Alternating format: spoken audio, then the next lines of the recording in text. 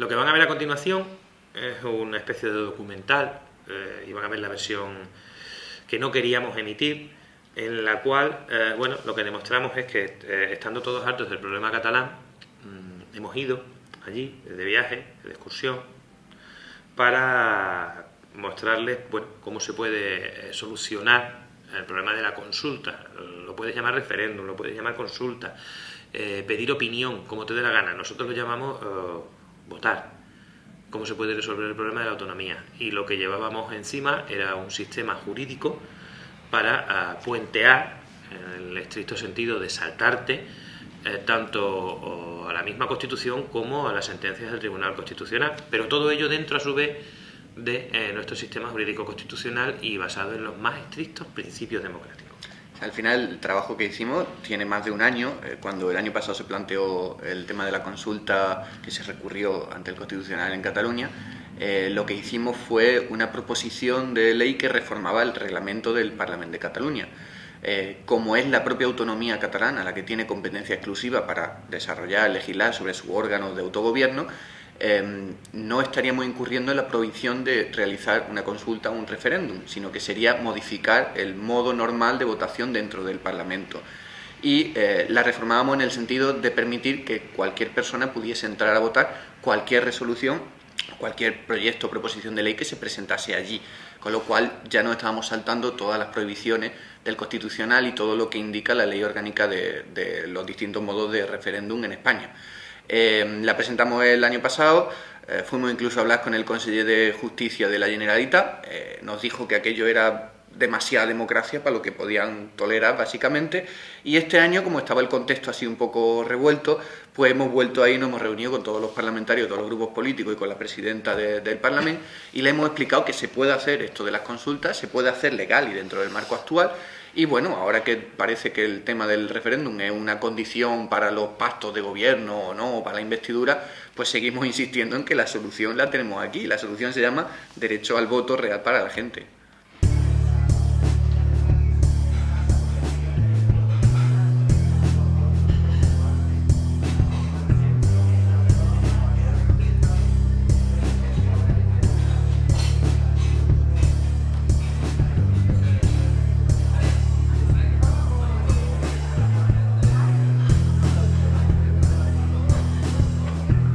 La duda que se plantea en relación al Parlamento es, bueno, entonces, a ver, ustedes estaban aquí porque no podíamos reunirnos todos. Entonces, ¿no? Como era imposible reunir a la gente, entonces escogimos que los presentes representaban a los ausentes, ¿no? Entonces se reunían. Pero claro, es que ahora es posible que los ausentes estén presentes, ¿no? A través de mecanismos técnicos. Entonces, ¿cómo justificamos el hecho de seguir apartando a la gente de esta dinámica, ¿no? Entonces, que no se puede justificar, claro, es imposible. Pero claro, entonces el tema es que la gente que más que debería, digamos, las personas que más van a perder por de pérdida de poder y de estatus por ese cambio, son los que deberían propiciar que ese cambio se diera, ¿no? O sea, los incentivos de cambio, ¿quién los tienen los parlamentarios? No. Sí, legalmente sí, incluso constitucionalmente. Es que... Sí, pero ellos tienen ganas de que esto pase. No, claro, ningún político profesional admite esto. ¿Por qué? Porque si tú tienes que fomentar la participación política del ciudadano, del miembro de la polis, resulta que la fomentas hasta el punto de que ese ciudadano puede mandarte a tu casa en cuanto vea que fallas, evidentemente ese riesgo para ti es altísimo, o bien vas a tener una exigencia de verdad en cuanto a que el ciudadano va a estar vigilante porque tiene la herramienta efectiva para cesarte. Mi duda es, ¿esto del derecho a decidir, de querer participar, se limita solo al aspecto soberanista o va más allá? O sea, ¿queremos decidir sobre más cosas? ¿Queremos participar? O sea, el movimiento independentista o el proceso que se está viviendo ahora desborda todo esto. Y esto, yo creo que el 15M es como un ejemplo muy claro, ¿no? ¿Qué pasa en el 15M? Que la gente sale a las plazas, demás. Que el triángulo típico de sociedad civil, Estado y empresas y no sé qué, ¿no? Sindicatos y tal, esto queda pequeño y o sea, la gente lo desborda. Y con el proceso independentista pasa lo mismo. Aquí la gente le quiere decir todo. O sea, el reto que tiene la izquierda independentista institucional es vincular al resto de la izquierda parlamentaria y extraparlamentaria al proyecto del proceso constituyente. y de hecho, y desbancar las élites digamos, del lideraje de todo esto. Y aquí es donde la CUP ha puesto toda la carne en el asador y falta ver si Catalunya sí que es pot y si como el resto de gente alrededor de la izquierda apuesta por esto, porque lo que hay que hacer aquí es desbordar. Y lo que hay que hacer es plantear un proceso constituyente desde abajo y desde la izquierda. Y aquí está la estrategia institucional y está el desborde o sea, militante y de la sociedad civil, que es esta la gente que tiene que decidir. A nivel instituciones, sí que creo que hay como dos niveles institucionales. Esta sociedad civil independentista muy movilizada, que sí que es sociedad civil, pero no es toda sociedad civil, pues esta sociedad civil movilizada encuentra que las instituciones que le representan, o que cree que le representan, el Parlamento, el gobierno de aquí y tal, que sí que le están respondiendo muy bien. Además, Mas juega mucho con esto, con este relato, con el relato de yo soy el que se ha partido la cara por poner las urnas en la calle, mirad, yo soy el que está imputado y no hay una querella contra mí por esto y tal. Y que el tapón institucional, digamos, sería ya el siguiente nivel. Nivel España, nivel Estado, es que el Estado no nos deja que nosotros tal. Te digo, yo creo que estos serían como las dos grandes cosas. Pero aparte de esto, y por incluir un poco la parte de la sociedad civil, no te digo menos visible, pero sí que dentro del proceso, o dentro del discurso del proceso, se ha entendido menos como sociedad civil. Yo no creo que que haya una demanda de participación, por lo menos en este tema. Esto sería como igual el tercer gran punto, ¿sobre qué vamos a decidir? ¿Vamos a decidir sobre un montón de cosas o vamos a decidir sobre una pregunta concreta? Es decir, ¿quién hace la pregunta y quién da las respuestas? Hay un giro importante dentro del propio 15M. Es decir, cuando se presentan las CUP a las elecciones del 25 de noviembre, es la primera vez que el 15M de Barcelona, que en ese momento es el 15M, en mi opinión, el 15M más peligroso de España, en ese momento son los que rodean el Parlamento, son los que desobedecen de manera más audaz, de repente se empiezan a plantear, oye, igual deberíamos apoyar a las CUP porque han estado al lado nuestros y están ahí. Entonces ya ves ahí que hay los principios de una canalización de lo que es ese tipo de movimiento que acaba en 3 escaños, que ni siquiera engloba, digamos, a toda la población, a todo el 15M ni a todas las personas que simpatizaban con el 15M. Entonces eso es ese proceso que se inicia en esa parte, en lo que nos daría a pensar, que de repente, pues, hasta cierto punto este debate ha sido, en mi opinión, muy estabilizador para el régimen.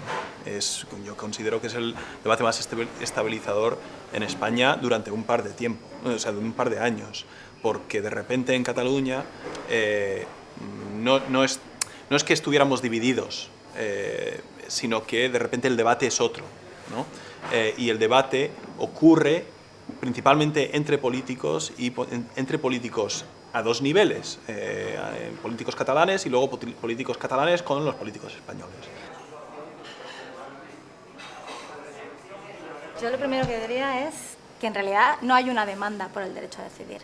O sea, el derecho a decidir es como un mecanismo de dilucidar si efectivamente la sociedad catalana, en su conjunto, o una mayoría razonable, digamos, puede obtener la independencia. La demanda, el clamor es por la independencia. Y aquí ya entran como las agencias de comunicación contratadas por algunos organismos de la sociedad civil, como la ANC, por ejemplo. Hay una Blue State Digital, que es la que hizo la campaña de Obama, que es la que, como la independencia tiene unas connotaciones como muy radicales, de ruptura del Estado, de ruptura del régimen del 78, etcétera, no nos olvidemos de cuestionamiento de la monarquía, porque el sistema español definido en la Constitución que defiende la unidad. Exactamente, entonces como las consecuencias son muy radicales, lo que se propone es defender el derecho a decidir, que siempre es como algo que comunicativamente suena como mejor, digamos, ¿no? Entonces, eso ha triunfado comunicativamente, pero la demanda es por la independencia. Y el derecho a decidir es como el mecanismo que va a dilucidar si efectivamente la sociedad catalana en su conjunto quiere o no esto. Y en realidad el problema es que la sociedad catalana también está dividida. No sabemos si exactamente es mayoritario o no. Me parece que el derecho a decidir ha sido una instrumentalización caída del cielo para el político catalán gubernamental, incluso no gubernamental. 2012, que es cuando empieza todo el jaleo, por llamarlo de alguna manera. es un gobierno absolutamente sin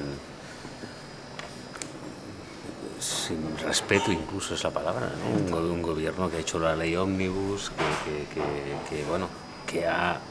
esto es llamativo. Convergencia participa en el régimen escribiendo la Constitución y reformulando la Constitución. No votó la reforma express, pero la aplaudió, pero votó todas las leyes que han significado la postdemocracia y la austeridad en España, que es un jalón histórico, vamos, que es el fin de la democracia. La democracia es un periodo histórico y en España ha finalizado ese periodo. Convergencia participó completamente y bueno, de todos los gritos que había en la calle, que había muchos, el más llamativo, que esto ya nos llevaría a otro tema, fue el territorial o el identitario. Fue el único que acogió, porque era el único que podía modular, punto pelota, y lo moduló muy bien.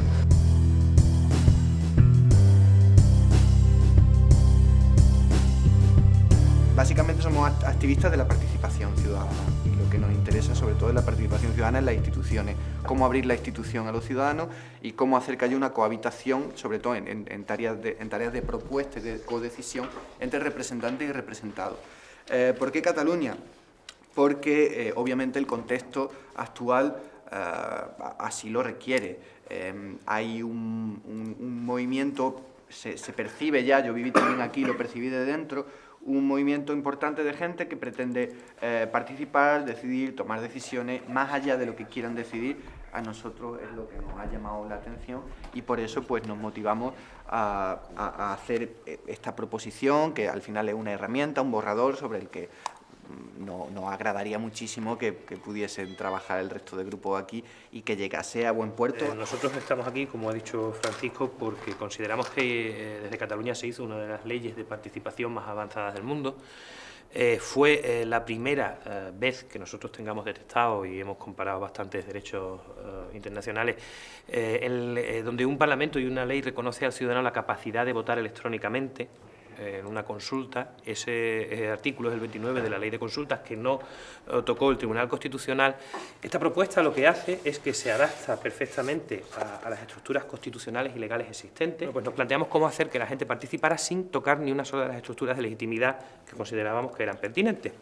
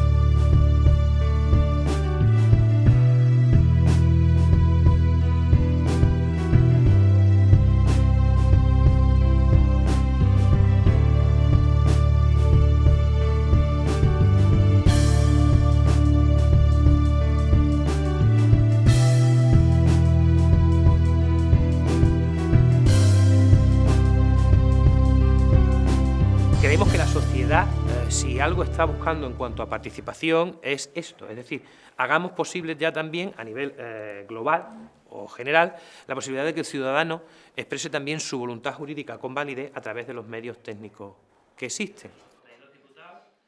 Sí que tiene una utilidad porque al final es una forma de democracia directa, aunque hay que encontrar también el encaje del tema de la territorialidad, es decir, hay decisiones que afectan a determinados territorios en el cual pues la concentración de gente en ámbitos metropolitanos terminaría pesando muy por encima del ámbito rural. Ese sería quizá el único aspecto en el que habría que buscar un encaje mejor. Sí, creo que sí, no solo en el contexto catalán, sino en general el parlamentarismo. Estamos intentando todos flexibilizar al máximo el marco político, porque es una exigencia ciudadana. Lo que pasa es que las inercias que llevamos de esta joven democracia de 40 años, la verdad nos dan un ritmo diferente al de la sociedad. Las leyes electorales en general tienen en cuenta la proporcionalidad y la territorialidad y asignan unos escaños en función también de la geografía de cada territorio. Cuando se va a participación directa, según qué temas, las metrópolis, las grandes ciudades, las aglomeraciones de gente pueden influir mucho más que no territorios más despoblados. Y luego estos se desenganchan de la democracia si no pueden influir. Por eso se han hecho tradicionalmente leyes que de alguna manera pues corrigen este tema. En Cataluña hay un debate muy fuerte sobre la democracia, ¿no? Realmente no es sobre la independencia. La gente cree que es sobre la independencia, no, realmente es sobre la democracia, sobre si tenemos derecho o no a poder decidir. Algunos hablan de la independencia, otros hablamos de la deuda que tenemos o de los desahucios. Por tanto, el debate sobre la democracia, por tanto, cualquier sistema que nos mejore la participación democrática y que nos haga, por ejemplo, que haya más democracia directa, y que haya, por tanto, menos democracia representativa, es positivo, ¿no? Como elemento negativo, bueno, creo que culturalmente tiene aún unas barreras, ¿no? La barrera cultural de entender, bueno, que sí, que hay una representación y que, por tanto, el poder de la representación existe, ¿no? Cuando realmente lo que estamos hablando es que hay que limitar el poder de la representación y la única forma de limitarlo es volver el poder al soberano real, que es el pueblo. Yo creo que sí, que la idea la han cogido. Un poquillo de miedo podían tener, ¿no? A lo mejor demasiada democracia. No, han planteado algunas dudas que está bien. Por ejemplo, el problema que podría haber si dejas a decisión de todo el mundo problemas de índole territorial, ¿no? El que puedan asignársele menos recursos, por ejemplo, en presupuesto a provincias que tengan muy poca población y que no tengan mucha participación directa. De todas maneras, yo creo que eso es un problema que viene ya de la estructura constitucional, de cómo está planteada en las dos cámaras, que ni una es representante de ciudadanos ni otra es representante territorial, que es la del Senado.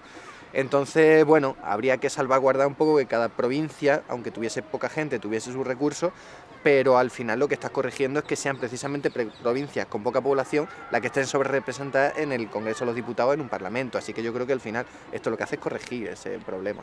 Hombre, si lo han entendido bien como sistema de control de los ciudadanos a los partidos políticos, deberían de solventarse muchísimas cosas de las que se están planteando ahora mismo. Bueno, a ver hasta dónde llegan y a ver si realmente lo toman como línea a seguir para resolver sus problemas de decisión y sus problemas de derecho a decidir. Bueno, el siguiente paso es que aquí ya empiecen a discutirlo, que metan la tramitación la proposición de ley y que vayamos extendiendo además a otras comunidades autónomas, ¿no? Empezando por la nuestra, que tenemos que dar un poquito de ejemplo.